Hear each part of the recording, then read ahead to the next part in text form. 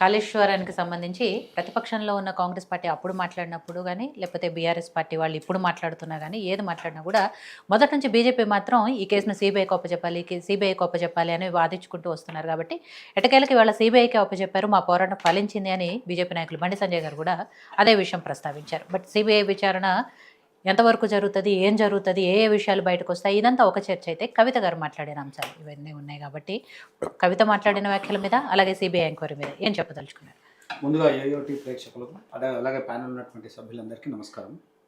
ఇప్పుడు కవిత మాట్లాడింది, కవిత చెప్పిందంటే ఆవిడ క్లియర్గా చెప్పింది, ఖచ్చితంగా తప్పు జరిగింది. జరిగిన దాంట్లో ఏమాత్రం జరిగింది కాబట్టి హరీష్ రావుని తొలగించడం, హరీష్ రావు తీసేసిన వెంటనే జరిగింది, అవినీతి జరిగిందని ఆవిడనే ఒప్పుకుంటుంది.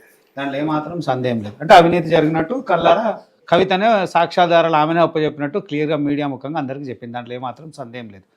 దీంట్లో ఇంకో గూఢార్థం ఏంది అని అంటే ఆమెకు తెలుసు ఎవరెవరు ఏమేమి చేసారు, ఎంత తిన్నారు, ఏం తిన్నారు, పేర్లు కూడా ప్రస్తావించింది. ఆ కాంట్రాక్టర్ ఉన్నటువంటి కృష్ణారెడ్డిని ప్రస్తావించింది, సంతోష్ రావుని ప్రస్తావించింది, హరీష్ రావుని ప్రస్తావించి డైరెక్ట్గా ఆవిడ చెప్పింది. చెప్పిన తర్వాత ఇక కొత్తగా దాచిపెట్టడం అవసరం ఉంది. కాకపోతే గౌతమ్ గారు ఏమంటున్నారంటే ఆ కవిత గారు అంటే ఖచ్చితంగా కవితనే చెప్తుంది, ఇక మళ్ళీ మనం కొత్తగా దాచిపెట్టాల్సిన అవసరం లేదు, చెప్పాల్సిన అవసరం లేదు.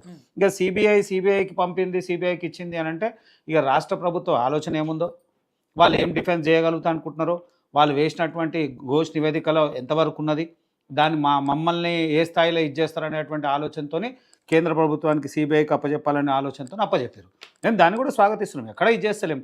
అయితే మీరు మాట్లాడుతూ గౌతమ్ గారు మాట్లాడుతూ చెప్పిండ్రు ఇప్పటి వరకు దాంట్లో పర్సంటేజ్ వాస్తుగా చూసుకుంటే చాలా తక్కువ అన్నారు. అన్న గత 10 సంవత్సరాలలో సిబిఐ 1008 కేసులు పూర్తి చేసింది. తర్వాత 845 కేసులు ఛార్జ్షీట్ వేసింది. పూర్తి స్థాయి కేసులు అయింది 1467 కేసులు అయినాయి. 174 కేసులు మాత్రమే విచారణ నడుస్తుంది. అంటే ఇక మళ్ళీ పర్సంటేజ్ మీకు ఎక్కడ దొరికిందో నాకైతే తెలియలేదు. అది మన అయితే పూర్తి స్థాయిలో ఉన్నటువంటి కేసుల వివరాలన్నీ మీకు ఇస్తా, ఎప్పుడెప్పుడు జరిగింది, ఏం జరిగింది ఏంటంటే పూర్తి స్థాయిగా కేసుల విచారణ 1005 కేసులు పూర్తి స్థాయి విచారణ జరిగిపోయినాయి 10 సంవత్సరాలలో.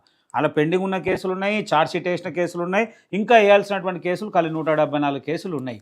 అంటే సిబిఐ ఏం చేస్తున్నది మీకు ఆయన కళ్ళారా చెప్తా ఉన్నాము.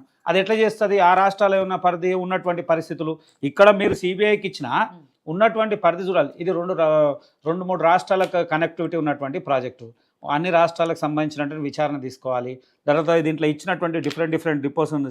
సిడబ్ల్యూసి ఇచ్చిన రిపోర్ట్ ఉంది, కాగ్ ఇచ్చిన నివేదిక ఉంది. కాగ్ నివేదిక, సిడబ్ల్యూఎస్ రిపోర్టు, వాళ్ళు ఇచ్చినటువంటి వ్యక్తులు ఎవరెవరు ఇన్వాల్వ్మెంట్ ఉంది, ఎవరెవరు ఎంత ఏం చేయాలనేటువంటి ఆలోచన పూర్తి స్థాయి విచారణ కాబట్టి ఖచ్చితంగా చేస్తుంది. దాంట్లో ఏమాత్రం సందేహం లేదు. మేము అప్పుడు చెప్తున్నాం, ఇప్పుడు చెప్తున్నాం. అప్పుడు బండి సంజయ్ గారు చెప్పారు, ఇవాళ కూడా చెప్పారు, మేము కూడా చెప్తున్నాం. ఇయ్యమనం ఇచ్చారు, సంతోషం. అసెంబ్లీ సాక్షిగా మీరు తీర్మానం చేసి ఇచ్చినప్పుడు మేము వదులుతామా? ఖచ్చితంగా చట్టబద్ధంగా దాంట్లో ఏం చేయాలో చేస్తుంది, దాంట్లో ఏమాత్రం సందేహం లేదు.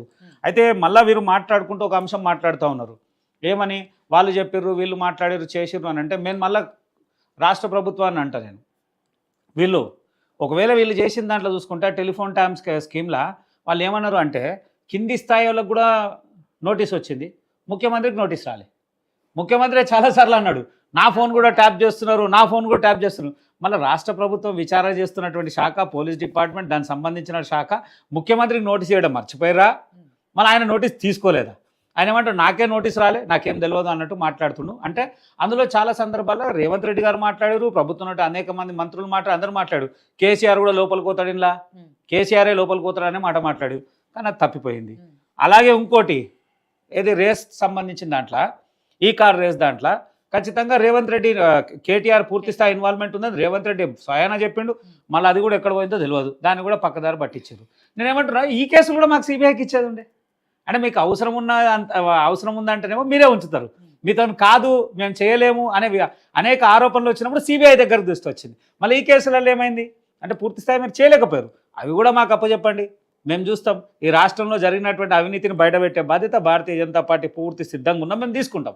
దాంట్లో ఏమాత్రం సందేహం లేదు. బీఆర్ఎస్ బీజేపీ ఒకటే కాబట్టి ఇప్పుడు సిబిఐ చేతికి వెళ్ళింది కాబట్టి ఇది కూడా నీరుగారిపోతుంది ఈ కేసు అనేది ఒక చర్చ కూడా నడుస్తుంది. అయితే అదే బీఆర్ఎస్ గతంలో ఒకసారి మాట్లాడినప్పుడు కాంగ్రెస్ మేము రేవంత్ రెడ్డితోని కోఆర్డినేషన్ అయిపోయి 8 సీట్లు మేము పంచుకున్నాం, 8 సీట్లు వాళ్ళు పంచుకున్నారు అన్నారు. మేము ఎవరితో అరే నేను మీకు ఏం చెప్తున్నా, అరే కాంగ్రెస్ పార్టీ ఈ రోజు సిబిఐకి ఇవ్వడం అని అంటే ఈ ఆరోపణ చేయడం కోసం సిబిఐకి ఇచ్చిందా? ఇక అది కాంగ్రెస్ చెప్పాలి, నేనట్లే అదే చెప్తాను. నేను అదే అడుగుతా. అన్నా, మేడం అడగగానే నేను- నేను అదే వాళ్ళకి అడగాల్సిన ప్రశ్న అది. అయితే నేనేమంటున్నా అంటే కేంద్రంలో మేము ఉన్నాము, అవసరం ఉన్నప్పుడు మాతో కనెక్ట్ అయినప్పుడు మేము పార్టీ ప్రభుత్వానికి అనుకూలంగా మాట్లాడాము, బీఆర్ఎస్ మమ్మల్ని అంటది. మళ్ళీ మేము బీఆర్ఎస్ని మాట్లాడాము, బీఆర్ఎస్ వాడు మమ్మల్ని కాంగ్రెస్తో కలుపుతారు. మేము ఎవరికి ఫ్రెండ్ కాదు, ఎవరికి ఏ కాదు, ఎవరికి బి కాదు.